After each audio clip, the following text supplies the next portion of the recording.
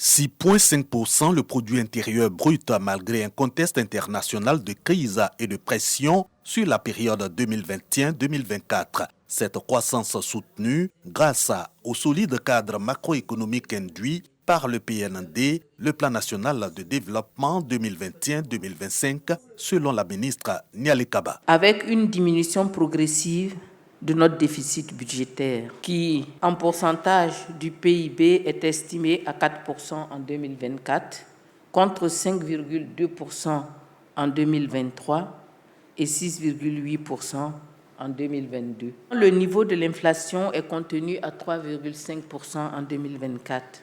Contre 5,2% en 2022. Sur les 59 000 milliards coût du PND 2021-2025, 47 000 milliards 500 millions de francs CFA investis à fin 2024 s'en trouvent renforcer l'environnement des affaires, les infrastructures de soutien à la croissance. Ce renforcement a amélioré la compétitivité de l'économie. Ainsi, la capacité du secteur de l'énergie est passée de 1391 MW à 2907 MW. Le taux de pénétration de la téléphonie mobile a plus que doublé, passant de 76,75% en 2011 à 172% en 2023. Autre résultat, la baisse à 35% du taux de la pauvreté grâce aux politiques sociales du gouvernement. PGGouv et filets sociaux productifs par exemple, avec impact sur plus de 2 millions de jeunes et 457 000 ménages. De quoi améliorer l'indice de développement humain. Le taux net de scolarisation au primaire s'est situé à 96,46% en 2024 contre 72% en 2013, soit une hausse de 21 points de pourcentage. Ces actions ont permis de faire passer le pourcentage de la population vivant à moins de 5 km d'un établissement sanitaire à 80% en 2024 contre 66% en 2011.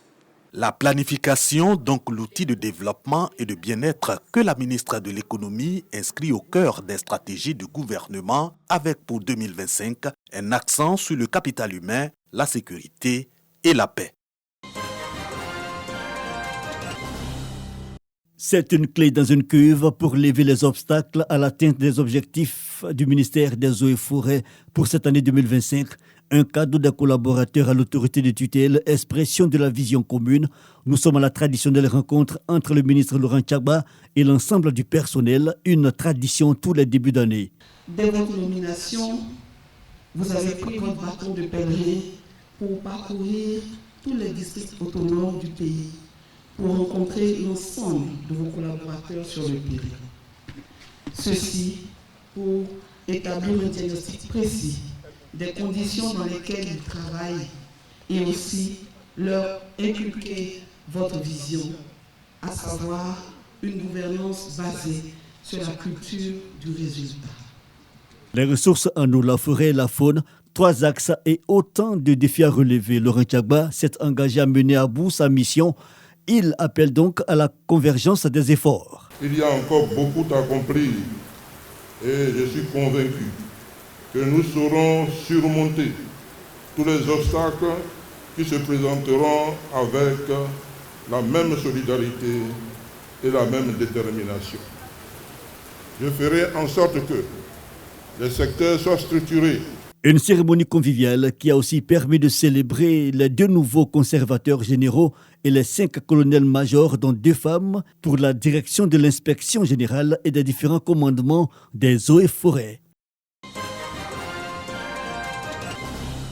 L'année 2024 a été une année marquée par plusieurs projets et réformes au sein du ministère de l'enseignement technique, de la formation professionnelle et de l'apprentissage.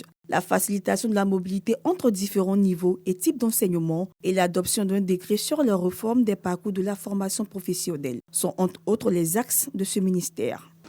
Au titre des projets de construction, de réhabilitation et d'équipement d'établissements de formation, nous pouvons citer la finalisation des constructions de 7 nouveaux lycées professionnels à Ebempe, Yamoussoukro, Diabo, Dabakala, Kong, Korogo et Béléban, qui constituent une étape décisive pour étendre l'accès à une formation de qualité sur tout le territoire. Ces infrastructures modernes offriront un cadre propice à l'apprentissage des compétences requises par le marché du travail.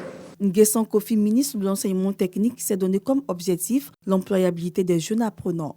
Mesdames et messieurs, distingués invités, l'année 2025 sera marquée par de nombreuses autres actions indiquées dans notre plan stratégique. Il s'agira donc de poursuivre les travaux de réhabilitation des infrastructures et la construction de nouveaux lycées à Dabou, à Beauville, à Dimokura, à Dalwa. Le directeur du cabinet l'a rappelé. Il s'agira également d'achever des travaux du lycée technique d'Abidjan et ceux du lycée technique de Boaké pour en faire des fleurons de l'enseignement technique et des pôles d'innovation technologique.